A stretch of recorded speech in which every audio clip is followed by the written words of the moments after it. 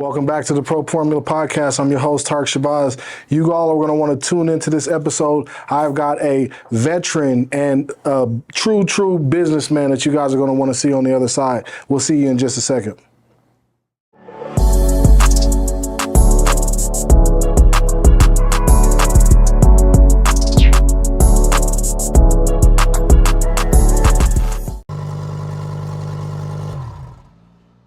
How you doing, guys? This is Will Grimes. I'm here to see Tark, and we're going to be on the podcast, The Pro Formula, today. Check it out. Give it a shout out. If you guys got questions for me or real estate-related things, if you're a realtor or a lender and you're looking at building your brand and your business, if you are looking to buy or sell a home, obviously I'm your guy. I would love to help you. But more importantly, I'm supporting Tark today, so check out the episode. Holler at me later. Will, my man, what's up with you, baby? How's everything going? How are you? Man, I'm blessed. It's good. I just want to say really quick, man, you know how you got people that you know, but you kind of just keep up with them. You see what they're doing on their social media, and I just got to tell you, I've been watching you over the last few years, bro, and I got to tell you, as somebody that grew up in your community, that grew up in the neighborhood that you grew up in, I'm so proud of you, man. How's everything been? It's good. I appreciate it. From my perspective, right, it's like what year did you graduate? 01. 2001. Yeah. 2001, right? So I was 2 years younger than you. So I was a young cat playing football, playing baseball, and I was younger than you, Michael Cooper, J.P. Cooper, William Briscoe, all you cats. So, like, what was fun is we were chatting the other day, and you were like, oh, you're doing this? Yeah. Or, like, kind of I felt like, oh, you got it like this? And I was like, man, because I feel like the little brother, where it's like, not like I'm unimpressive, but to your bigger brothers, it's almost like you got to be that much louder. Yeah, man. To get them to go like, oh shit, like this little guy, little homie, he's doing some stuff. So it was cool, man, to get some compliments from you, because back in high school, I don't know if it was a good thing, but I looked up to all you knuckleheads. Yeah, I think it was a good thing. I mean, I think, when I look back at I wish I was a better leader. You guys worked out hard. I'll say that, like something that I'm sure we'll get into the details of, like high school graduation or whatever, but you guys worked hard. Yeah. Like I remember seeing Michael Cooper when I was first coming to practices in the summer before school started. Yeah. They had like morning practice and like optional, quote unquote. And this dude, he's deadlifting, I don't know, 405 in high school or something, or 500. Like I was walking in, he was already in there, already sweating, already yelling at some weights, just working on. Like I just remember all you guys, how hard you pushed it, and like I don't know if they have it like that nowadays. Well, I'm sure certain schools do, but like, man, I remember that so much. I think schools have it, and I think now what I see is kids are just more with a trainer. They're doing more on their own kind of training, where we didn't have that luxury. We were like going to our local weight room, trying to hit the weights, trying to work out, and so it's funny. We're gonna get into it. Will is crazy because Will is an ex-Marine. He is a part of the special forces. Mm-hmm. He is the owner of the Mile High Property Brothers, which is a real estate group here in Colorado. We'll talk a little bit about that. And he's also a podcast host. He's got a podcast called Day One $0 Podcast. And the story that we're going to get into is something that we're going to bust each other's chops all day, but we are going to have some serious points. This is one of those serious points. We're going to talk a little bit about mindset. And so if you want to understand the mindset of someone who's ultra successful, this is the podcast today, all right? So in high school, I'll be honest, you were younger than us. I didn't really get to see what you did after you graduated because we left. Once you kind of leave your community, you don't get to see what your little homies was doing. So I know that you were like badass Marine dude. Talk to me about where your career started and what you've been on. I like looking at your videographer too, because every time I'm about to bust your balls, I just want to make sure he doesn't come over the top of me. Yeah, man, I was I got a little like a Gatorade Player of the Year award in high school. But long story short, I went from high school, played a little bit of JUCO baseball, and then a little bit of professional baseball for maybe 5 minutes. And I had a buddy pass away in Iraq. And I just wasn't ready for the business side of baseball and just looking at some different things. And I decided to come home. And long story short, I joined the Marine Corps. I didn't know how to. Was your family like military? My dad was a Marine. Yeah, okay. My dad was Marine, but like. So you had a little bit of exposure to it. Oh, you did? Because he never pushed it on me, man. Okay. No, he never pushed it. Like, I was growing up playing sports, and man, he just let me be me. He let me do my thing. showed up to my games and all that. But I remember when I came home, I was wanting to be a part of, I think every young man kind of goes through, like, you got ambition, you got fire in the belly, but you don't necessarily know where to put it, which means it's not going to go anywhere very good unless you find direction. And I came home and I started asking my dad more questions about military and just what he thought of it, and he neutrally, you know, he would just start telling me stories about shit. And we get good laughs, and it kind of helped our relationship a little bit because I was good with my dad. And then high school, man, like he ended up shutting down a company. He went and had to start driving trucks, and then he owned his own company driving trucks. But it was hard on him, and I didn't necessarily know emotionally, financially, all of it. It was just hard all the way. As kids, we didn't know. So I went from my dad showing up to every game to him working so much. I think he made maybe 2 baseball games my entire high school career. Ooh. And I don't remember being angry, but like we would just butt heads, man. But like when I came home and I'm looking at the military and just some different stuff, I started asking him these stories. He started sharing some, so it kind of helped us kind of just rekindle some shit. Yeah. But then as he was talking, he finally got, man, probably after a week or two, he was like, "Are you thinking of going to the military?" And I was like, "Yeah, kind of." He was like, "All right, well, man, here, go look at the Air Force. They do this. Go look at Navy, Coast Guard, Army." He's saying all of it. And I'm like, all right. And I'm like wanting to listen to him. And because some of the questions I got were college oriented and, you know, what kind of jobs are in the military. So he was telling me every other branch. And I go to the Marine Corps recruiter just to go take my ASVAB downtown, just to go take the test. That's like an entry test that you got to take. Just to see where you qualify, right? And I got qualified really well. So I bring that home, and my dad's like, "Man, you qualify for like everything except for maybe 1 or 2 things. Like, that's good." And I can't remember what my score was, but it was good. And he starts going through different stuff. But this is where I'm starting to get more familiar with like military. And this is where like my perception, so I go downtown, every military branch, no disrespect, right? They were just out of shape, except for the Marines that were downtown. You're saying physically, they just didn't look good. So the guys that took me downtown, the guy and girl, I had a female recruiter along with a male recruiter. And then the Marines physically downtown that were stationed there in great physical shape. They looked the part. None of the other branches did. And I just like, I know me coming from like my background, like I struggle if I got to listen to somebody that I don't even think can perform the position in the first place. You see why he's been giving me such a hard time, and now that's starting to make sense. But he's questioning my no way. My credibility. No, I just haven't seen you in 10 But I like that. I want to just stop it real quick. Yep. Sometimes when you're looking for that next thing, you got to see yourself in this opportunity. So he's looking at other people. He's saying, I definitely don't want to look like that, and I don't want to be like that, but I might want to look like that. You got to know you. Yeah, it's like the dichotomy of knowing yourself, but knowing you have to grow. Some people just go like, I know me, I ain't doing that. Okay, well, that's limiting. You got to know you, but still be open to growth. Okay. So I'm open to the military. I know I need to grow, blended with, I also know me and where I feel like I'm going to be successful. And there's still plenty of jobs and stuff you can do in the Marine Corps. But as I start getting more around the Marine stuff and hearing from my dad, like I start getting into my competitive nature. Yeah. Of the football to baseball. Like, so if you're going to go to the Marine Corps, you be a Marine, or my envision of what I thought a Marine was. So I go home, and man, this was like one of the first paradigm shifts I needed. He starts talking about my scores, and hey, Air Force has this and this and this, and I'm just naturally more quiet now. You know, and I asked a little bit more about the Marine Corps, then a little bit about the Marine Corps, and he kept mentioning other branches, almost like he didn't want me to go to the Marine Corps. So then I get a little, in my mind, probably a little immature, but I'm like, does he not want me to go to the Marine Corps because I'm going to be a better Marine than him? So you don't want me to go? Of course that's not it. That's just me being young and stupid. But I'm like, I finally asked him, and I was like, do you like not want me to go to the Marine Corps? Like, you don't think I'm good enough or I could do it?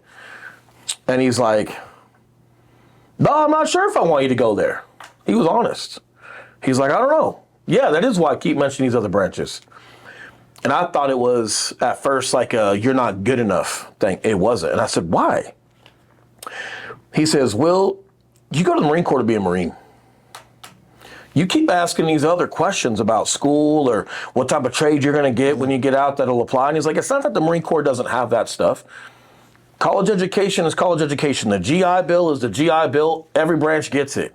The only difference is when you're going to the Marine Corps, the priority is you're going to be a Marine. All this other college stuff or this stuff is secondary to your service as a Marine. So he was protecting the Marine Corps and what that. even to his own son, right? But like, that's exactly what I needed to hear, because that's actually exactly what I was looking for, a place to belong, a place to go and just be a part of something bigger than myself. I just didn't know any other questions to ask but the shit I was asking. Yeah. Was the Marine Corps the necessary step in order to help you get the structure? Like, oh yeah, for somebody that's like contemplating, I don't know, you might be contemplating joining the Marine, or your child might be thinking about going into it. Like, what were some of the things that you got out of the Marine Corps that you may not have had if you hadn't have gone through it, and that you kind of find yourself still practicing today? Yep. So I decided to go to the Marine Corps because of that. And not only do I go to the Marine Corps, I go to the infantry. And my dad was like, shooters. Yep. He's like, you just want to go run up and down hills screaming hoorah and shit. You qualify for all that shit. And I was like, yes, because in my head, it's no disrespect to any other MOS, as in job. What's military MOS? Occupational Specialist. All right, y'all. MOS, military occupational specialist. He's trying to talk that military jargon. I'm going to try to break it down for y'all. But for me, my vision of a Marine is like, if I'm going to go to the Marine Corps, I want to be a Marine's Marine. I want to go do the Marine thing of the Marine Corps to how I saw it. Okay. So I want to go to the infantry. And I had never shot a rifle until boot camp. Yeah.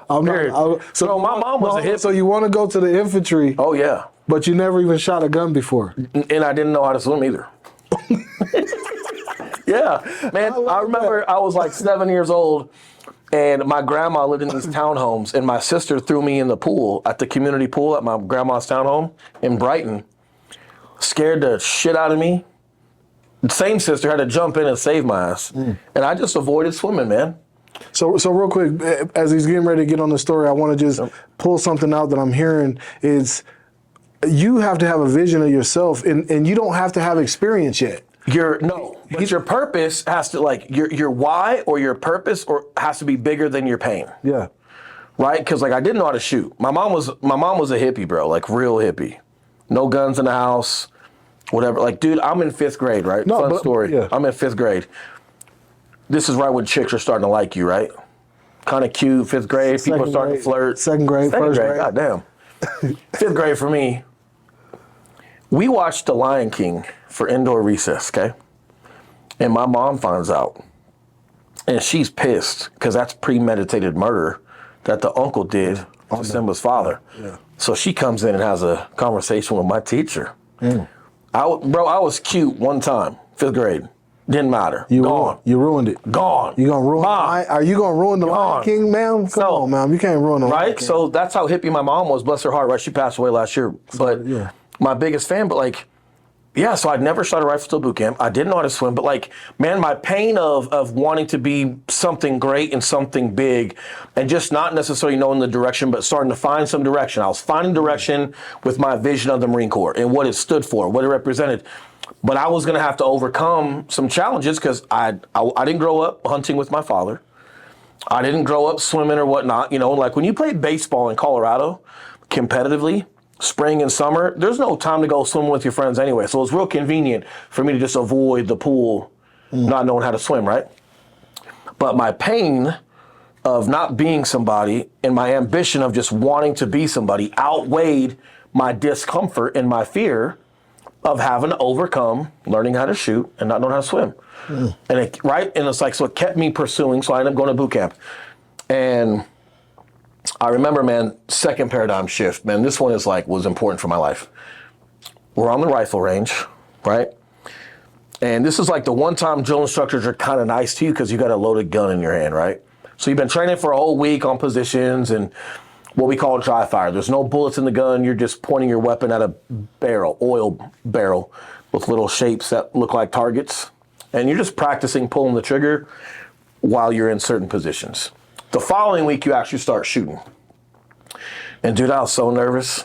You know, like, and mind you, my grandfather, World War II veteran, Silver Stars, Bronze Stars, served with General Patton, like we're talking like stacked resume.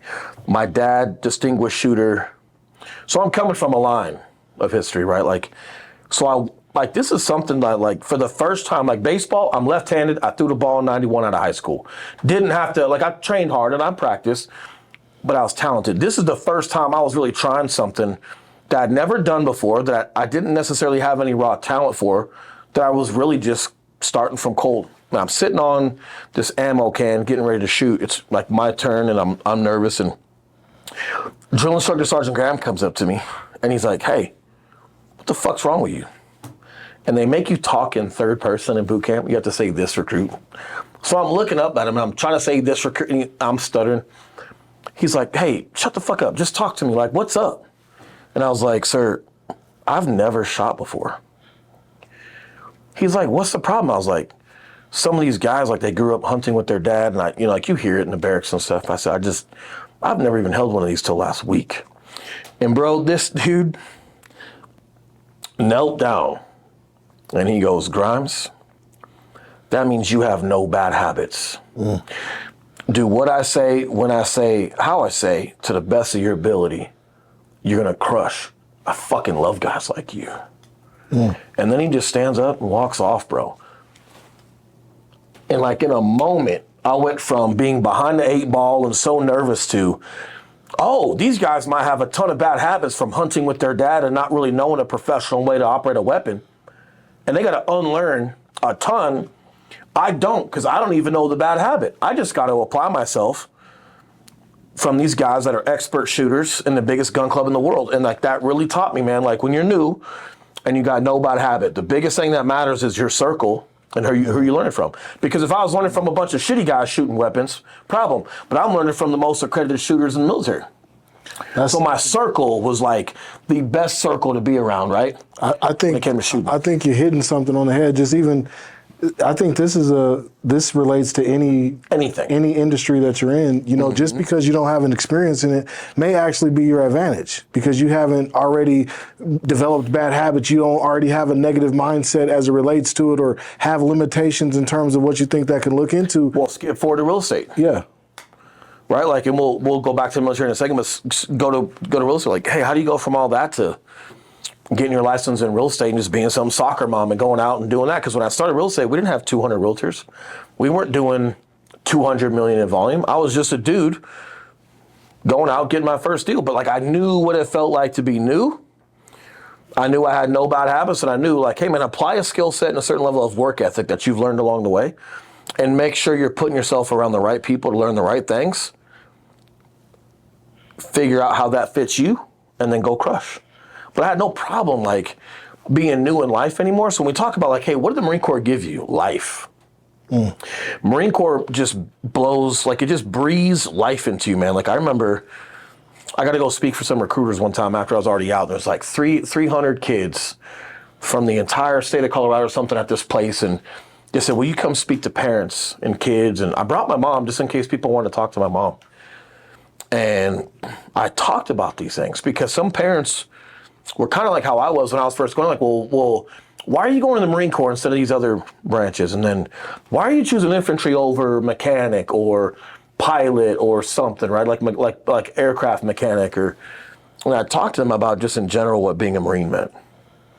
And certain life lessons that get instilled in you and like the character you grow along the way. There's not a thing I can't fucking do, man. I like how you just pivoted into what you're currently doing. If you didn't hear, he's the owner of a real estate firm out here in Colorado, doing over $200 million. He just like subtly tried to throw that in there on us, but I caught it, and I want to make sure I go back to that.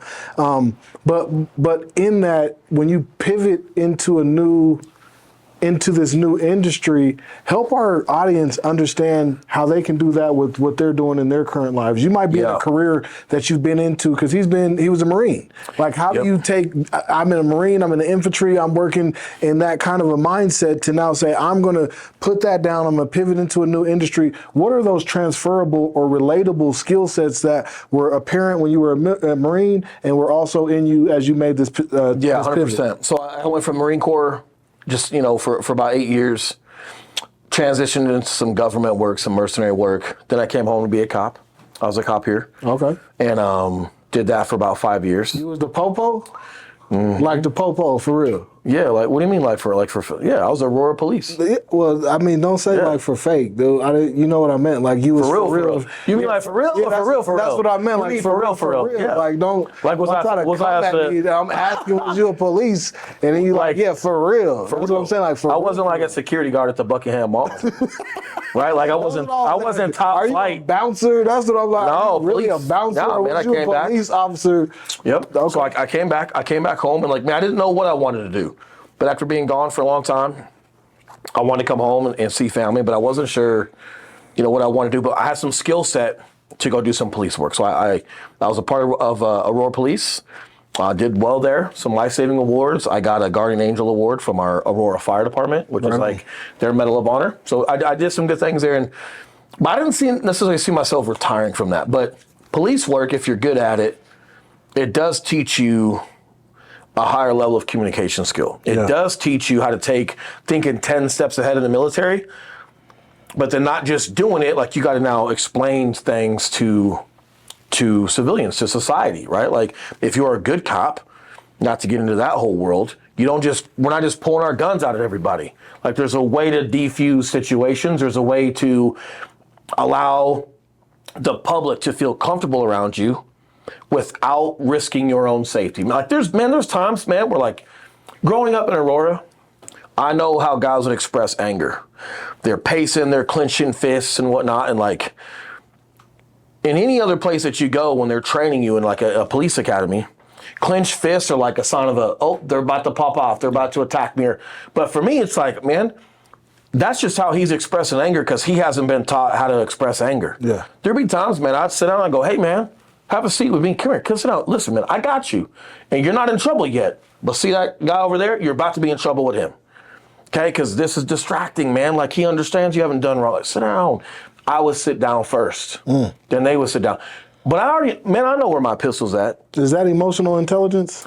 It's emotional intelligence coupled with me understanding how to defuse a scenario without giving up my own ability to keep me and another officer safe. Like I know how to sit, but keep my pistol readily available in case you do something and I was wrong and you weren't just expressing anger. You try to come at me or someone else, bro, I'll still snatch you in a second.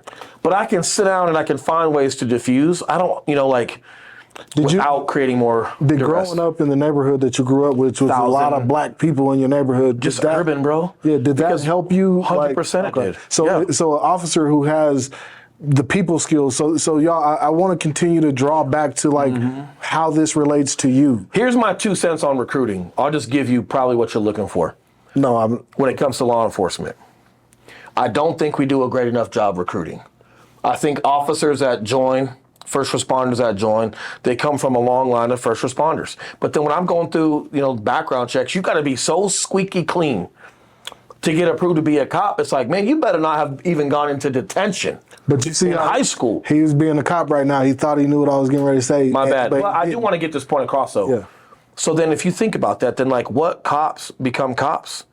All these kids from Cherokee Trail, that have never been in a fight in their life or dealt with a certain type of neighborhood, because it's not even just like you said, a black thing. Certain demographics, certain just where you grow up, man, of all races, behavior is very consistent. But because I came from that town, I just had a better intuition on what was a threat and what wasn't. And it was like coming from that community, I'd rather try to defuse and help people. Like I felt like I was a part of the community, not just policing it. Yeah. Right. But the point that I was going to make to the audience was utilize your background as your advantage. Yes. Okay, he used his background growing up in the inner city with a lot of Hispanics, a lot of Latinas, a lot of African Americans, white folks, all of that. He used that to really launch himself professionally. So don't think that that's a disadvantage that you grew up in the neighborhood. No, it's your advantage. It's his advantage. He used that to his advantage. One step further, that's what I used in real estate. So when I was a cop, for example, right, like let's say, not to jinx anybody, but let's say hypothetically you're involved in a car accident. You and your wife are involved in a car accident. And I'm the officer that shows up. When I show up, when I come up to your wife, so I say, hey, ma'am, can you hear me? Great, you can hear me? Hey, do you know you've been in a car accident? Do you know where you're at? She can respond to me. Great. Hey, listen, I'm Officer Grimes. I'm going to be taking care of you. Listen, do you have any pain? Do you feel any pain? and she's like, yeah, my fucking leg is killing me. I'm going to say something like, got it. Hey, listen, try not to move, but listen, believe it or not, it's so great you can feel your leg. It might be hurt, but I'm so glad you can feel it. Yeah, you got a positive. But I'm gonna calm down. Yeah, you're calming it, but you infusing positivity. But now I got to paint the picture of, hey, listen, from here on out, here's what's gonna happen. Fire's gonna show up. Love it. Okay, they've been sleeping all day. They're cooking chili. It takes them a minute. I'm gonna get her to laugh maybe or just lighten up. Once they get here, they're probably going to use the jaws of life to get this door off because it's jammed. Now, it's big and it's loud. It doesn't mean you're in that bad of shape. It just means that we don't want to move you, getting you out of this car. Okay? So the communication and the way that you're able to communicate is these and are I'm skills going to that paint the he's next used. 7 steps, right? The next 7 steps of everything that's going to happen. Here's what's crazy in real estate, man. What do you think I do with people that want to buy a home? I love it, man. They come in, they get pre-approved. I walk them through what I would call a buyer presentation. I walk them through looking at homes online. I walk them through looking at homes in person. I walk them through getting pre-approved.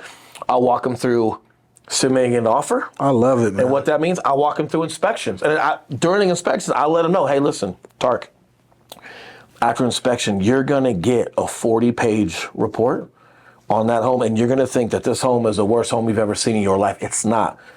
This inspection report is because your inspector represents you. He's looking for every nook and cranny. But we're going to have some color codes in here. Red, orange, yellow, green. He's going to show you everything because, listen, if you buy this home, there could be some small things that you want to fix down the road. If you want to improve your home, doesn't necessarily mean it should go on an inspection objection or there's a concern. Anything red or orange, we're going to cover. But here's what this looks like, and it prevents knee-jerk reactions. We also let them know we're going to take them to inspection. That way you can actually see what's been inspected. So if it's not a big deal, you'll know. And if it is, you'll know, right? Like, so it's like painting that picture, or even like, man, like when interest rates were at 2% and people were having to compete so bad for like homes, they're going in over asking price, whatever it may be. The number one thing people had to remember when submitting an offer was, if they choose our offer, congratulations, but it doesn't mean we're married to the home. It just means if the house is what they say it is and it's worth what they say it's worth, we have a deal. They're just working with us. This is just dating. And I don't know how many times, man, when we were competitive and I had clients, when we were going through submitting an offer and we get a counter from the seller, or they'd ask us to resubmit at a higher price because they really loved us, but they needed the deal to be a little bit better to compete with someone else. The number one thing our buyers knew was like, hey, it's okay to go higher. It's okay to submit a better offer because, hey, we're not married to it. Right? And hey, we still have inspections. We still have a process of our own due diligence while being under contract. And if it is what they say it is and the condition they say it is, and it's worth what they say it's worth, we have a deal. But so many people get worked up submitting an offer because they think they're marrying a home. And if I try to tell you you're not married to the home, and here's why we should submit a more competitive offer, if I'm trying to explain that to you in the middle of doing it, you think I'm talking you into a deal. I love it. If I explain this prior, when you're not emotional, it's leadership, it's guidance. So then we can reflect on that in the moment. If I try to tell you about the damn jaws of life, when it's already grabbing the door, Too late. Too late. You're already nervous, you're crying, versus, hey, can I take this time between right now and when fire gets here to just educate you on a process of what to expect and what's to come in order to prepare you the best that I can, even down to, man, I'll get in the ambulance and go with you if I have to. But I'm gonna prepare you moving forward. Brother, I was perfecting that as a cop and communicating like the highest stress level environments for people. And then when I came to real estate, man, this is what I tell realtors about making real estate fit you, not the other way around. Yeah. Like you were saying, right? You hit it right on the head. My skill set from growing up in a certain neighborhood let me be a proficient cop. But then learning how to be a proficient cop led to being a proficient person in business and communicating at a high level. I love that. It all goes together, right? So it's like you kind of don't want to lose who you are when you're trying something new. But when we try something new, we tend to be a chameleon, right? We'll put the tie on, or we'll do the part because we don't necessarily know who we are in that environment yet. And I think it's almost like survival to fit in. Yeah. But if you're going to fit in, man, take a number and wait 10 years to make a buck. It ain't going to happen. This last part we're gonna cut to a break in just a second, but the last part he just said is you gotta fit, you gotta like commit in order to fit in, and it may take 10 years. And we're gonna talk a little bit on the other side. We're gonna go into a pro tip segment, but I want to talk on the other side about what are some practical things people can do to like help progress their career, whether it's in their mind or any of that. So we'll be back in just a second.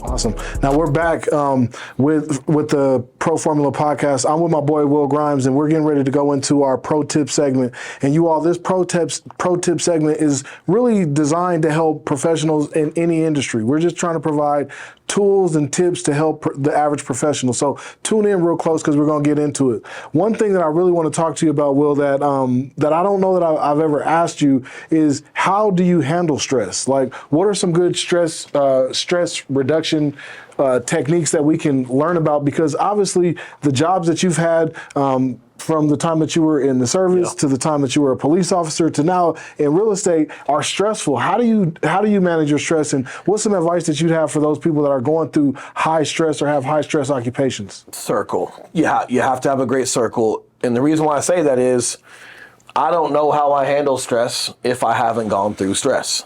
Okay. But going through stress in the military, going through stress as a police officer, going through stress in government work. I had great leadership around me to navigate your stress when you're reaching your own personal capacity of handling it. Does that make sense? Yeah, I like They that. help you learn how to like just combat it and process certain things a certain way. But like with the absence of stress, But how do you know that you're stressed out? Maybe we start there. What are these classic signs of somebody being stressed? Because you got to be able to communicate that to somebody. And I think sometimes, like men, we just have this mentality like, keep going. I'm not going hard enough. I got to go harder. Yeah. So you may breed that. How do you help people with that? Like for me personally, like I can't speak for everybody, but for me personally, like a real low entry level stressor like that I'll catch quick is if I'm missing shit. Okay. So if I'm just missing, So you're not as sharp as you normally are. like if I forgot something, or I'm talking like I forget to lock my car, Yeah. or like, oh, I left the garage door open. Immediately I'm like, am I tapped? Like, am I just doing so much? And like, you can compare that to like when you're fatigued. Go back to sports. When you're uber fatigued, tired, right? Your fine motor skills kind of start to go out, right? Like that touch. You're more susceptible at that moment. That touch on the finger roll, that touch on the crossover, all of a sudden you go to cross somebody over, but the ball goes down the court because it left your hand. That's good. That's a good one right there, y'all. Your fine motor skill, you're like, oh man, I'm fatigued. I got to pay more attention to staying on top of the ball when I cross somebody over more than I normally have to because I'm tired. Yeah. I feel like mentally your fine mental skills start to give out when you're mentally fatigued. Yeah. So the simple stuff. So a simple crossover, the ball, you lose track of the ball versus crossing somebody over. So when you Normally you think that's basic. Okay, so like forgetting to shut your garage, forgetting to lock your car, or you're at the grocery store and you forgot to like grab something. Obviously this could be because you're rushed as well, but you'll know the difference between you running around a darn grocery store and just being rushed and, man, I didn't grab the one thing I needed while I was there. That's self-awareness, though, Will. That's. But you gotta be self-aware to. Well, you gotta go out and do the work, man. Yeah. So many people try to prep for stress or prep for certain things without just look, dude. You just gotta go do shit. You gotta go do a ton to have a body of work to pick apart. Does that make sense? Like, for example, you and I could watch film on football all we want, bro. Come Sunday, we gotta go play. And in game is where you see where people break down. I don't care how great you are at drills in practice. For some reason, Tark, you always let this dude come over the top on you, and we got to figure out why. But it's in the game that matters, right? So we got to figure out that correction. So everybody executing their business in their life, that's your in-game time, right? So first pro tip is, in terms of your stress management, you just got to be self-aware. You got to be identifying when you're at that. And you got to identify it early on. Like you're like the little shit. You're forgetting stuff or you're leaving things open. It's like, and the first thing that I go to, man, is how's my water? Like how's my water intake for the day? Did I get a gallon of water in? How's my sleep? How's my food? And how are my workouts? Those four fundamentals for me typically if I'm feeling stressed or if I'm missing, if I'm just not as sharp as I typically am, one of those 4 is off. If I'm getting edgy at my kid and I know in the back of my mind it wasn't that big of a deal, or if I get edgy with my lady, I remember one time, man, like my lady was telling me, like I buy a bunch of like, food, frozen meat, like organic white people shit. We get it from like the mountains of Montana. It's like, you know what I'm saying? One of a kind fucking elk meat, right? And I get a bunch of it, we're freezing it. And my wife, she's like, hey, I hope you don't mind. I'm going to give some of this food to my mom and dad. And I was like, why? Like, we got to make sure we have enough food for here for everybody to eat. Bro, why that came out of my mouth, the dumbest shit. My kids and her, because like her parents watch our kids during the day. We eat at their house probably more than our own house. And they cook it all, right? Amazing family. Them having a little bit of our food is not a problem. No. I had to catch myself and I was like, hey, my bad. I don't even know why that came out of my mouth. Now, I had just gotten done with a work day and I was trying to help in the house and I don't think I just detached for a minute. So something that helps me manage stress like at home is like, whether it's comedy or something like from my work day to coming home, like I got to find a way to just detach a little bit. Yeah. Cause I was out of pocket. Like, man, not only was that inappropriate to say, that doesn't even sound like me. Yo, check it out, man. Right? Detach, you got to take some of those breaks. Get yourself, what he really started with is talking about a circle. You got to have a circle of people that are going to hold you accountable and people that are going to be there to support you. There's nothing worse than going to somebody that when you're hurting and saying, I need some help, and then they just look at you like, yeah, like, okay. Well, and credit to my lady, when that happened, she was like, I get it. Like, she didn't like keep going. Yeah, she could have pressed you on that. Like, what is that supposed? And then that would have turned it up. If you have a significant other that like y'all are just trying to score points on each other. Yeah, that's a whole other podcast on just toxic relationships. Yeah. But I was like, man, that's on me. Like, I don't even know where that's from. She's like, nope, all good. Like, and I was catching it, but detaching is good. And like, I know when you talk about like men, I think women are doing it nowadays too. But like, just grinding so hard and working, I can't work enough, and like. Man, I don't work 16 hours a day. I don't work 19 hours a day. What's your work day look like? Like 8 hours. 8 hours, okay. Yeah, man, and like I know it's like popular to brag about your grind and I just never stop, and like it's kind of like, man, it's like a big old dude bragging about benching 225. You know what I'm saying? It's like, yeah, bro, but you're big. So it's like, it's not that impressive. It's like someone's bragging about working, 30 hours a day. It's like, there ain't even 30 hours in a day. Yeah. But they'll say it, but they don't have much to show for it. It's like, man, I don't know what you're bragging about. You're working that much, but you don't have much to show for it. Clearly, wherever you're spending your time isn't best. Like, whatever decisions and whatever you're deciding to spend your time on in business must not be that great, man. Because I'll work, like when we first got started, man, I did work more. And you got to be at everything you can and just try to manage and just build what you can. But over time, like, you should become more proficient at it. And like now, man, like I'm a good 9 to 6 guy.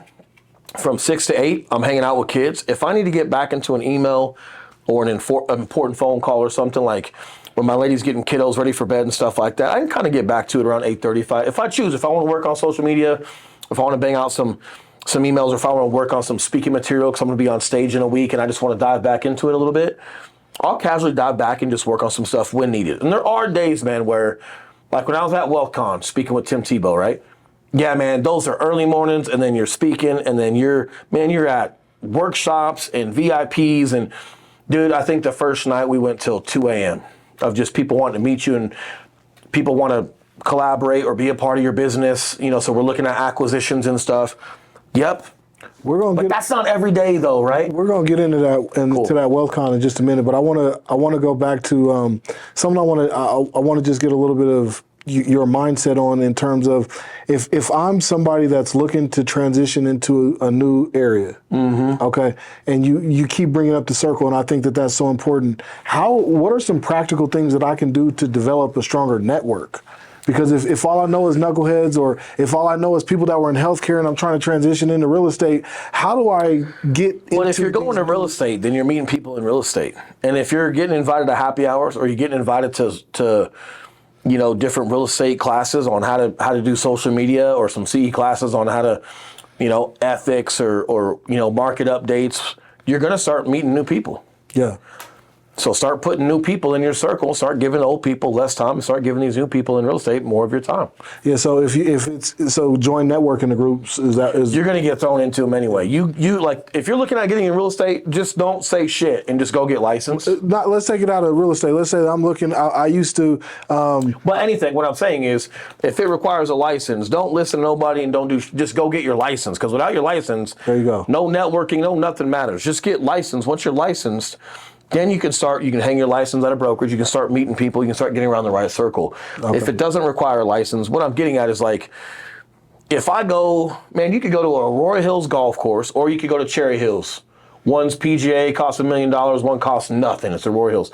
You could start going to golf courses and just golf and meet new people. You could go to the gym, like, where do successful people hang out? Golf, fitness, and you want to meet real good people? Don't go to the gym at 10 a.m. Get your punk ass there at 6 a.m. Meet those people. Meet the people that get up in the morning to get their workout in and then get after their day, right? Like, and what do you say to them in the gym? You've never met this person. You never golfed with this person. You said good morning. That's it. Because I'm not going to say nothing to you until I've seen you 4 or 5 times. Okay. I don't rate that. And I should be making sure I'm there to, like, get myself into shape. Get your workout in. But after I see you for a couple weeks, man, like, I can introduce myself. And then, hey, Tark, what do you do for work? I'm going to be honest with you, man. Like, I work over here for this company, but I'm looking at just getting into real estate or getting into some other stuff. And, like, man, like, it's interesting that you do that, like, and then you just start building relationships, but you got to put yourself in environments. And it's like, it's not a lack of resources, bro. Yeah. There's success on every corner. People don't change until it's too painful not to, right? So whatever relationship you're in, whatever job you're in, we could keep talking circles around that, and why you're not, whatever, all day. No problem. You just haven't hit your threshold of pain where it's like, man, enough is enough. Because once it is, you'll do anything to just put yourself into an environment to start winning. So it don't hurt enough, y'all. If you ain't made the change that you've been looking for, if you're not where you want to be, it just does not hurt. It's also sacrificing too, right? Not to cut you off, but like when I left that fitness company, right? I helped a buddy build a fitness company I was talking about earlier.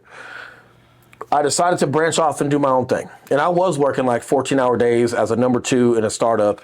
They were like a supplement company. So after police work, I worked with a company called Fit Republic. And they were like supplement stores like GNC's, but we did food prep and some other cool stuff. And I was grinding that. I had a lot of success, but it was like, my lady was like, man, you ever think if you just worked 14 hours a day on your own thing, what that would be? Yeah. And I was like, no.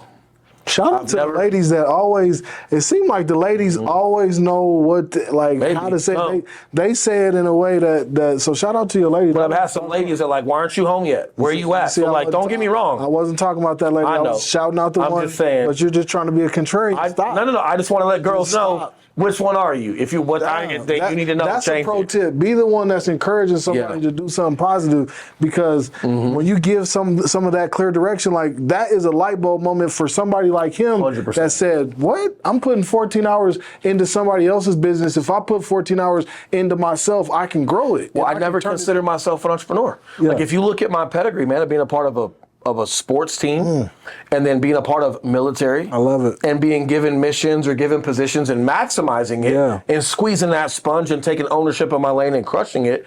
I was great at that, but I'd never had my own thing. I was always great at crushing something within a system I was put in. And there's nothing wrong with that, by the way. Some people are really like that. And they're needed. Yeah, they're needed. Absolutely. But I was like, man, I haven't thought of it. So, she's like, man, I just think you'd be good at real estate. We were talking about that. I had a buddy that was in real estate. But here's the deal, man. I was making about 110 grand years ago for that fitness company. So I was making decent money, but I wasn't good with money. I had 2 cars, 1 truck, 1 car. I didn't need either one of them to the level of what they were, right? They were too fancy, too expensive. I had my little apartment doing my thing. So when I decided to leave, believe it or not, my buddy gave me severance pay. He gave me 10 grand to wish me luck and do my thing, and that was cool of him. But I had rent coming up. I had 2 car payments, and then my lady, she wanted to go to a family member's wedding in San Diego. So that cost money. So in about 5 minutes, I had no money. Yeah. Right? So here's what really helped me is most people focus on, I gotta make more money. I gotta make more money. I gotta make more money. I looked at, I'm getting fucking rid of everything. What can I get rid of? My apartment was coming up on its termination for my lease. That was a saving grace. I didn't renew. I was out. I got rid of both cars, and I slept in my buddy's mom's pantry in her basement. A food pantry with like Fick Newtons. Remember Y2K? Remember the first pandemic, the Y2K? Yeah, man. For you youngsters that don't know Y2K. World was supposed to end, y'all, in 19... Yeah, the computer was turning to 2000 on the date. Everyone, and it was a you wrap. remember? Yeah. Okay, so she had. So you was underground bunker. You sleeping there? Yep. So she had her basement, her house in North Aurora, over there off of Alameda and Shout out Peoria. to North Aurora, y'all. You know that's where I'm from, baby. Yeah, you know where Aurora Hills Golf Course is, right? Yeah, is it? Okay, so she lives right there off of Troy Street on Alameda and Peoria. Nice. So I slept in her basement in the little pantry, and it just let me breathe, bro. Like I wasn't making any money. I was doing Uber and Lyft at night. If you guys scroll to the bottom of my Instagram, you'll see me driving Lyft in my car. Y'all, it's going to take you some time, man, because this dude has over 200,000 followers on his Instagram. Shout out your Instagram real Appreciate quick. that, bro. Shout out your Instagram Appreciate real that. quick. What's your Instagram? Will_Grimes. Will_Grimes, y'all. Holla at my dude, Will_Grimes, and check out how he's And living. I run it. If you throw me a DM, I'm going to respond to you. Like He's run my got own. so many friends. He showed me a text. He was flexing on me where he just was like, in the last 9 hours, he's had 1,200 or something new followers. Yeah. It was something crazy like that. But it started there. It started in this pantry, bro. And like one thing that helped me out was like it wasn't so much about making more money right away. It was like, how can I alleviate stressors and debt and just get rid of it so I can actually have some space to start over. So I was doing Lyft at night to just make a buck. I'd wake up, I'd work out, I'd come home from the gym, I would study in her kitchen all day. After studying all day, I would go do Lyft at night to just make a couple $100. Nice. And that paid what little bit of like bills, that I had, bro. And like, I got my license. We got a little 1-bedroom townhome that my lady, she paid for the first month. And then after that, I did 34 deals my first year. But the important part, man, was like I was so comfortable in that pantry because I wasn't new. How much did you make your first year in real estate? $240,000. 240,000. Mm-hmm. And now What's the most you've ever made in a year? In a year, several million. I make over 7 figures every year. Yep. You saw the man pull up in his little Ferrari. I want to ask Lamborghini. I want to ask one. Ferrari drivers are assholes. Sorry, Lambo. I want to ask one other question. Then I want to switch gears. You got a couple Yeah. Then we want to switch gears. But I want to ask, like, if somebody wants to talk to you, DM me. How do That's it. And here's the funny thing, y'all, that I want to say is like, I hadn't talked to dude in years. Is this true or untrue? Yeah, years. Not only has he not talked to me in years, he was supposed to be. I was supposed to be on season 1. Then he just didn't respond to my ass. Oh my God. Then he hits me out the second time, and I still responded. That's BS. I hit my dude, like, what's up, bro? I see what you got going on. This is what my show is. Guess what he said? I'd love to be a part of it. 100%. I'd love to get into it. You know what I'm saying? So you may be around somebody that already has a platform. They may be already doing their thing, and you are afraid to go out and reach out. A pro tip is go holler at him. He says send him a DM, he'll respond. I took it a step further. I called him on Facebook Messenger and said, what's up, bro? And he was like, man, call me. Here's my number. Call me. And we've been connected ever since. So they may be further away than you. I mean, they may be closer to you than you think.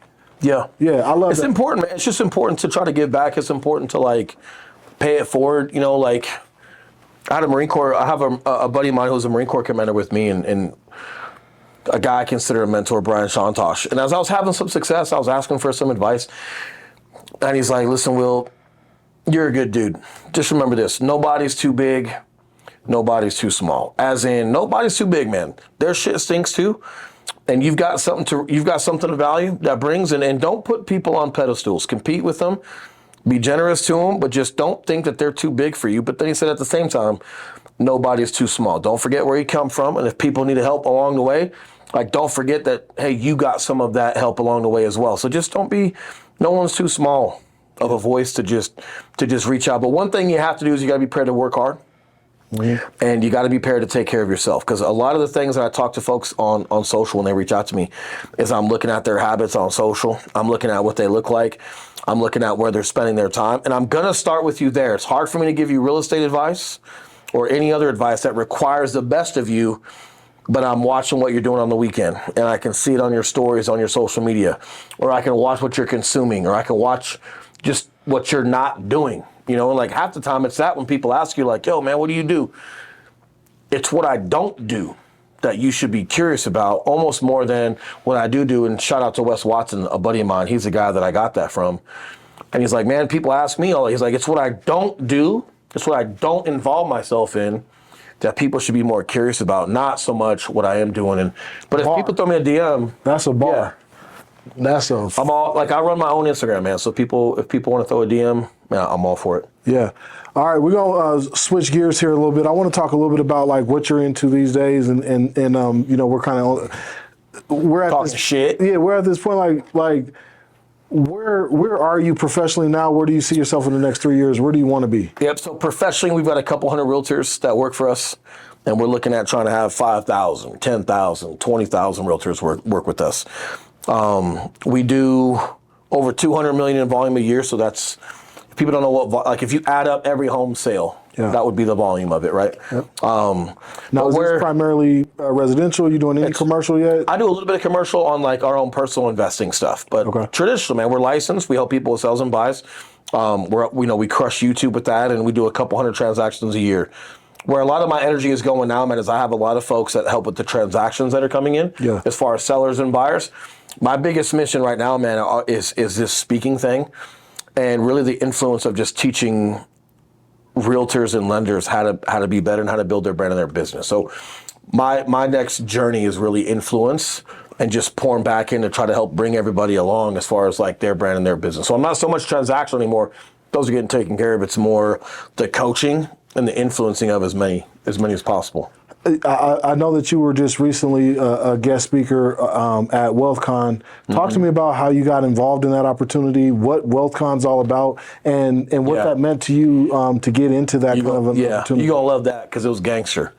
So WealthCon is huge, man. Ryan Pineda, if you guys don't know Ryan Pineda, check him out. He's one of the biggest real estate guys in the country. He's got one of the biggest podcasts in the country. He's one of the fastest growing guys, entrepreneur-wise, in the country. The dude's privately hanging out with the Tony Robbins and some, like, he's so smart, but who he is behind the scenes is exactly who he is online. Just an authentic guy. He doesn't over-exaggerate. He doesn't play some character. Like, he's just him, right? Really good dude. And he had Tim Tebow speak as the king. So, like, I got to share a stage with Tim Tebow. Pretty cool. That's fire. Yeah, and he Timothy, come on. I know, but back in the day, when we first saw Tim, you're like, come on, bro. You ain't done nothing. I was asking her, like, bro, you ain't ain't never tapped nothing. Nothing. And in Florida. Come on, bro, you ain't tapped nothing. But man, he's authentically himself as well, right? So, but here's what's cool. Just over a year ago, I was on Ryan Pineda's podcast. We can talk about podcasting too. I was a guest on Ryan Pineda's podcast, and part of, just growing my own exposure is like when people ask, hey, how did you grow your social media, your Instagram? I didn't grow it. I didn't grow Instagram through Instagram. I grew Instagram by being on podcasts. Because people, when you're on someone's podcast and they hear it, they're going to go look you up. Y'all go holler at my boy. Right? Will_Grimes. Or people make shorts from the podcast. They post it on their social media. People see you, and then they go follow you. So I grew my Instagram by being on podcasts, and I've done pretty decent getting on some large ones. But Ryan Pineda was taking guests. I got onto a show, and we started just formulating a friendship after being on his show.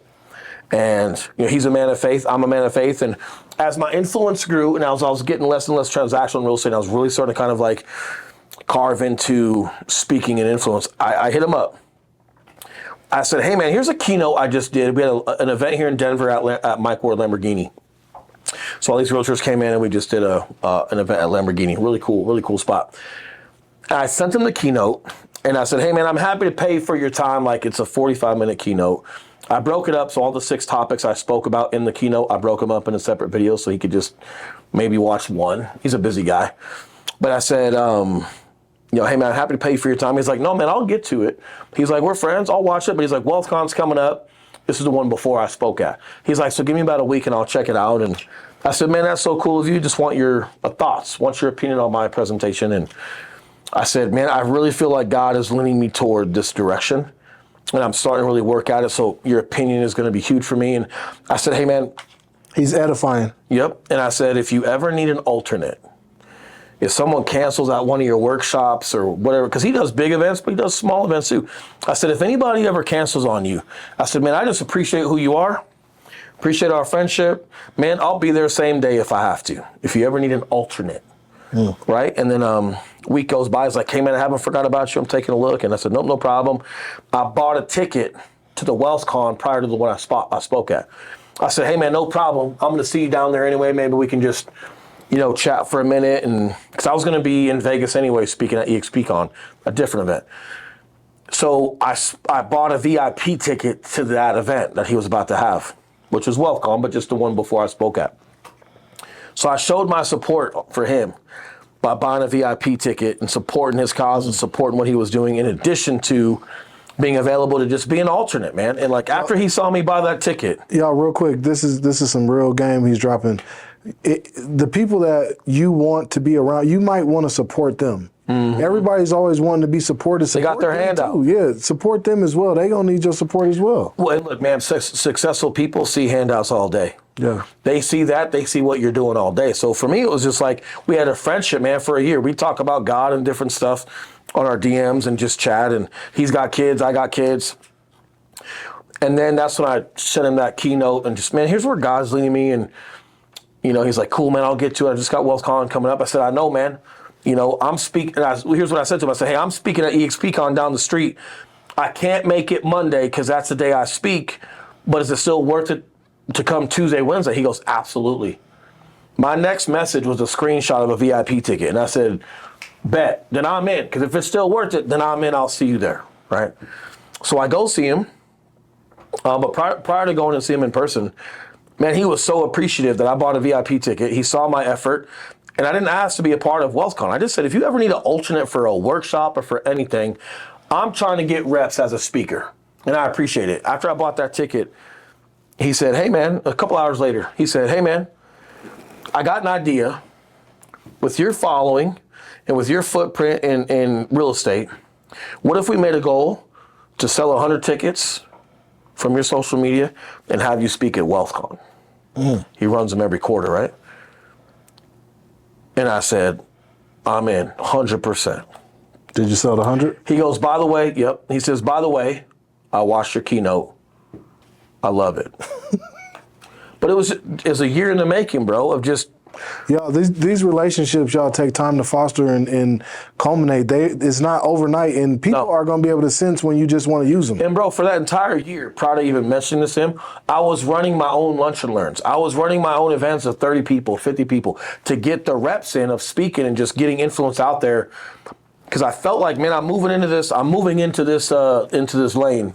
I was like, when I felt I was like growing into this next level of like leadership and influence for real estate or whatnot, I was running my own events and really testing that content and testing how well I was doing as a leader. Yeah. For a year, prior to even opening my fucking mouth to the guy. But then when I did, and I'm supporting what he's doing, and then he sees one of my products, he invites me, and then I go to WealthCon, standing ovation, crushed it, did a great job. We got our ticket sales. Matter of fact, his crew said we brought the most people out of any other speaker that was selling tickets. How do they see that video, your speech? I'll release it. So I'm getting that whole production from Ryan. So probably next week or the week after, like I'll have that.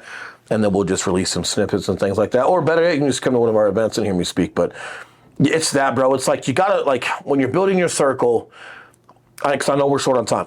When you're building your circle, that's important. But don't be so focused on being in the right circle to the point where you forget, oh, I also have to be worthy of that circle. So like, what are you working on and who are you becoming in order to make sure that you're a productive member of that circle? Because I promise you, successful circles, they're gonna weed you out. If you're just there with your hands out, not your gloves on, right? Like you gotta be able to put the work in and do your thing, and you gotta be he's a rapper on the side, y'all. He just said, be there with your gloves on, I'd have been not your hands out. Put your gloves on and not just your hands out, y'all. You gotta put them gloves on. You gotta be ready to throw some punches, to fight, to do all of that good stuff. I got a segment that I want to run with you real quick. Cool. It's called Settle the Score. And really what we're doing is we're identifying habits of highly successful professionals. So it's an either or kind of a question. Okay. I got 10 questions. What we're gonna be doing is we're gonna be asking the same questions to everybody that's a guest on here. And what we want to do is we want to provide our audience with trends of the highly successful. So you down to go there with me? It could be 5 minutes. It could be 55 minutes. Do you know that, right? All right, here we go. Would you rather be a mentor or a mentee? Both. Which would you rather be, Will? You can't have both. Mentor. Rather be a mentor. Yep. Which network do you value most, your personal or your professional network? Two in the same. Which network do you value more? But they're two in the same. The people I work with are the people I'm personal with. Which one do you value There's more? not one or other for me. I'm serious. I have to fight you on this one. You can't. Anyone in my professional circle is in my personal circle. Ryan Pineda is but man, I have dinner with his family. Like I don't get professional if I can't have it personal. I can't take people like him. Dude, answer the question. Is it your personal network or your professional network? Which one is Personally professional. Are you down with OPP? This dude is so. I'm PP, bro. I already Both knew. PPs. I already knew. I knew that. I knew it. But it's all. But let me give you a point. I do respect. I'm gonna say personal because it's ride or die. Yeah. Life matters more than just your professional career. So I know what you mean there. But what I'm trying to indicate though is like, I'm very selective with who I do business with. You don't need 1,000 people. You just need a handful of guys or girls that are in your corner that are value adds that can do well. And everybody that's in my corner professionally, 5. And it's the same 5 that are part of my personal circle, right? Like with my business partner, we're raising our sons together, man. It's like there are some that are there, but if I had to answer, you're gonna go personal, because at the end of the day, bro, if I got to go back and be a cop and scratch professional for the sake of something for my family or personal, you're gonna, right? So it's gonna, by nature of your limiting question, I'm gonna go personal. Now I gotta get a shot at my question is limited. I'm gonna make a podcast. Question number 3: Are you charged by being?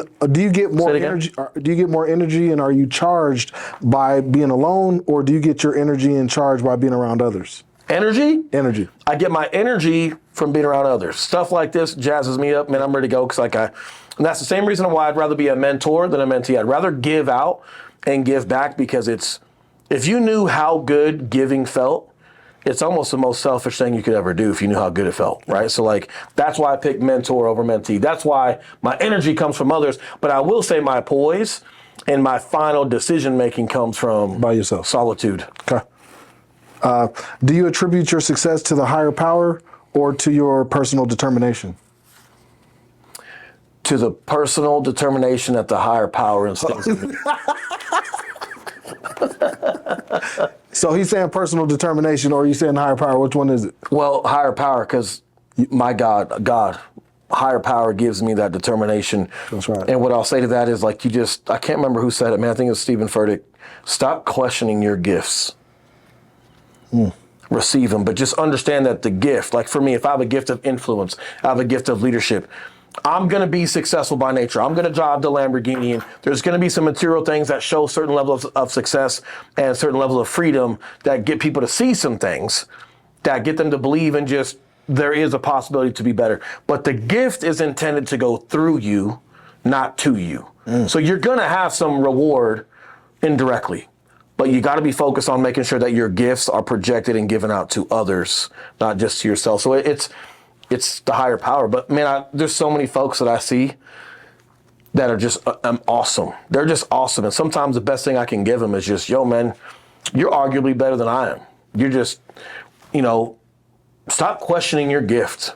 Stop questioning or doubting yourself because other humans that didn't give you a gift question it, and then you therefore question it. Like just be grateful and receiving of what that is, and then have a great intent behind it, and be the best version of, I think Wes Watson said this too, man, like become the best version of yourself that you can, and then give that to the world. Right? Higher power. Are you an early riser or a late nighter? What day of the week is it? This dude is irritating. Straight irritating. Does everybody just come here and get along with this motherfucker, not question shit? Irritating. See, that's how you know. Cut that podcast off. Don't even listen to that shit. If you can't sit here and question this guy, I'm the people's champ. I'm here for the audience, not for you. No, in real so time, I'm here for the audience. Most people want to answer this like, yo, I get up early, but I work late. I'm just wanting to know which. No, man, I'm in bed by 9:30. Ideally, I'm up. You know, I'm a 5:30, 6 a.m. guy. I grind. I'm intentional and deliberate about my day, and I'm in bed. And when people want to start becoming an early riser, the best thing you could do is just give yourself. Stop trying to wake up at 4:30 or 5:30. It ain't that. It's give yourself a bedtime. Because you're trying to go to bed at 11 or 10 or midnight or 9. You're so inconsistent with when you go to bed, but yet you're trying to wake up at the same time the next day. Yeah. It doesn't work. Just give yourself a bedtime. But ideally, man, 9:30, 10 o'clock, I'm ready to shut it out. Do you write down your goals or do you go with the flow? He like does this on purpose. Every fucking question has been contradictory. Where like it's both. Yeah. So I like goals matter. The reason why goals matter is because it's gonna, like, as I reverse engineer a goal, it's gonna show me the work I need to do to hit it, and I'm focused on the work, not the Trend. right. That's I'm a focused trend. on the work, not So are you writing them down or are you going with the flow? both. Can I explain it? No. I write them down because you want to be structured and you want to have writes his direction. down. He wrote them down. However, I know when I'm quitting on myself, and I know when I got to make a pivot. And making pivots along the way of goal, like if I got a goal to hit 200 transactions, and I'm doing leads online and it ain't working, but that's how I said I was going to do it, versus making a pivot and doing social media and YouTube to hit the goal. It's like you have to go with the flow. You got to feel the momentum of where things come from in order to accomplish the goal, right? Like if Kobe Bryant has to pass the ball to Shaq in the second half to win the game, but his goal was to have 40 points. Okay, so are we going to try to be hard-headed and I got 40 points, but we lost the game? That's how hard-headed you are to your goal? Or is the goal bigger than you? You got to really figure out what that is for yourself. I like how it starts, though. It starts off with the goal, and then it was to score 40. Because it gives you the direction. Yeah, it's to score 40 to win the championship, whatever that is. Yep. And then you could pivot along the way, and that's going with the flow. Agreed. But I think it starts with the goal being written down. That's what I heard you saying. Agreed. All right. Send it to your podcast. Do you prefer to work independently or as a part of a group or team? Team. You ain't getting anywhere by yourself. That's right. Do you prefer to give a good deal or to get a good deal? Man, giving a good deal is a great deal, man. I give. Yeah. I'm going to give it to you. People first. So while spending time with the family, is your phone on or is your phone off? On. It's on? Yeah, just discretion, right? Can I elaborate a little bit on that? Yeah. My lady trusts if I have to answer my phone during family time, it must be important. Because in the times where it's not important, I'm not answering my phone, right? But like, there's this whole like ebb and flow of life, and like, yeah, man, there's just certain calls I got to take between 6 and 8 every once in a while. Yeah. And if I have to, she's understanding of it, but with integrity. What's when important? I don't have important. to. Yeah. But people abuse it, right? Like when people got to work late. It's like, are you working late because you fucked off for 4 hours during your day and you didn't get it done, so now you got to get it done at night? And that's bad. Having your family support you working late when you could have got it done during your day, you just weren't mature and disciplined, problem. If this call can wait, let it wait. If it can't wait, then it doesn't wait, but then your family's gracious of giving you benefit of doubt that it must be important. But it's not always important, and people that abuse that, there's a problem. But typically, man, like there's not money calls that are important when I'm with family. I like that. But you got to build that, right? Would you say that you were like, your knowledge was natural, or is this like studied and researched? Were you just naturally intelligent, or is this as a result of you putting in the work and researching and growing? Man, you got some good questions. That I feel like it's a compliment from my dog? A little bit. That was kind of a compliment. Once you said it was a compliment, I kind of want to retract it. He wants to retract it. It is studied, but it's studied from experience, not so much sitting down with a book. Now, in real estate, there's just law. Yeah, but that and can your be license, research so that's too, though. studied. But that's research. That's, to me, is a little bit of research. It is. It's I not- just want to bring some clarity to like how I digest your question of like, man, I feel like I'm here today because I've walked with giants, and I've had men that are just amazing be around me and influence me and give me opportunity to learn. And then what I decided to do with it is where my maturity and my dedication to just do the right thing with what I'm learning and to apply the hard work came into like the execution side. But it's all learned from just the body of work and the experience. And I feel like people could, as resourceful as you can be nowadays with your phone and YouTube and Google and everything, I feel like people got to get back into the work. Your data, not the data, not what the market says. What's your market say? What does your data say? What does your experience say? And I just feel like there's just more reluctance to like get out there and do it because people people rationalize and people procrastinate behind information that delays the actual execution. I call that paralysis by analysis. Sure, Boy. You 100%. can't move because you overanalyzed it. I gotta get on your podcast, man. How can I get the opportunity? Like, what status do I have to get to be able to join and be a guest on your podcast? Yeah, that's a loaded question. After you force me into your question. You could come on. I'm just going to have a lot of forceful shit for you. Did I force you today? I'm like, all right, who's your favorite person? Will or Will? Yeah, You know what I'm saying? It was good. Or did I They're challenging in a sense of... I want people to know you could be a late riser, you could be an early riser. That's inconsequential. Sure. But everybody that I've asked whether or not it's your personal determination or the higher power, 100% of them have said it's the higher power. So there are certain attributes of habits where things start. Yeah. But sometimes you want to give people the bigger picture. That's why I'm glad you still let me elaborate. Yeah. Because it's like, it is higher power, but then you still have... You just got to put the work in still. But you have to understand, like, I'll leave you with this because I know you have more work to do. Yes, you still have to put the work in.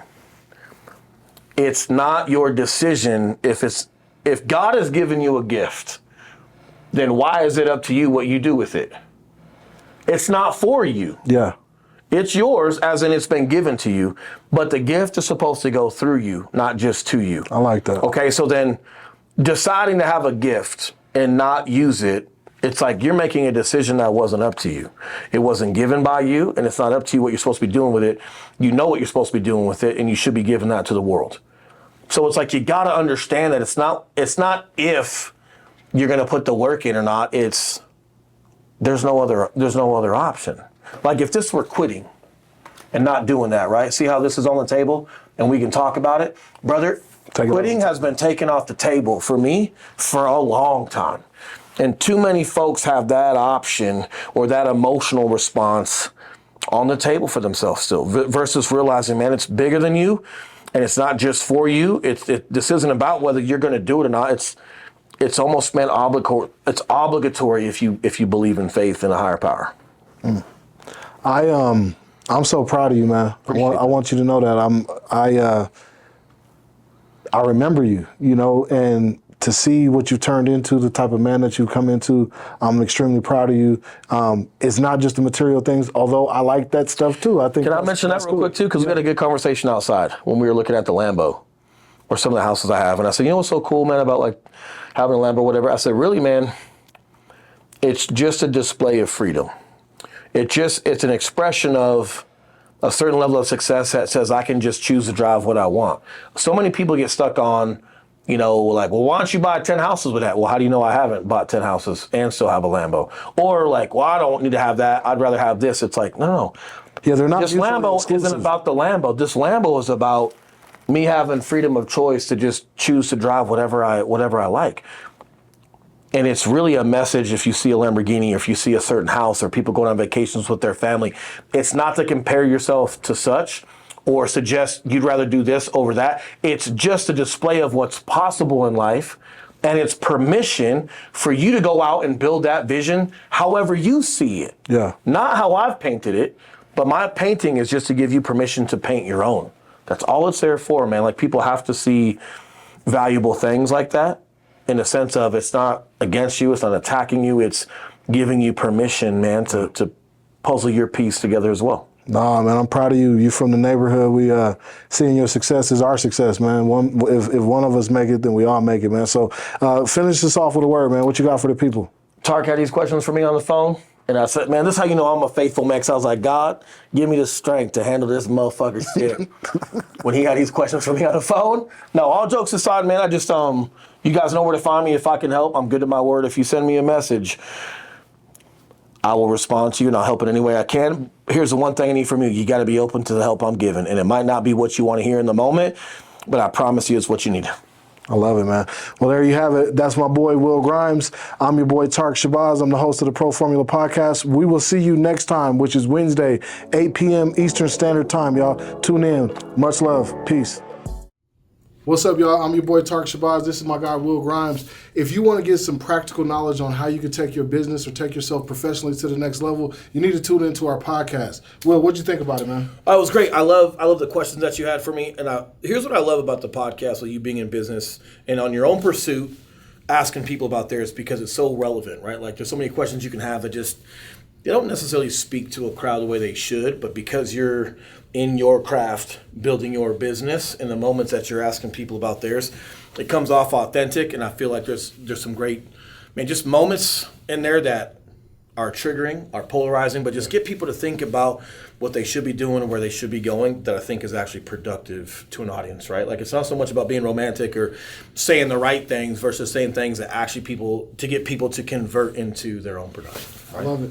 You can catch us on Wednesdays at 8 p.m. Eastern Standard Time. You can go to our website, theproformula.com, or you can check us out on our social media. They're listed right there. Much love. Appreciate you jumping the show, man. Thank you. Man. Thank you.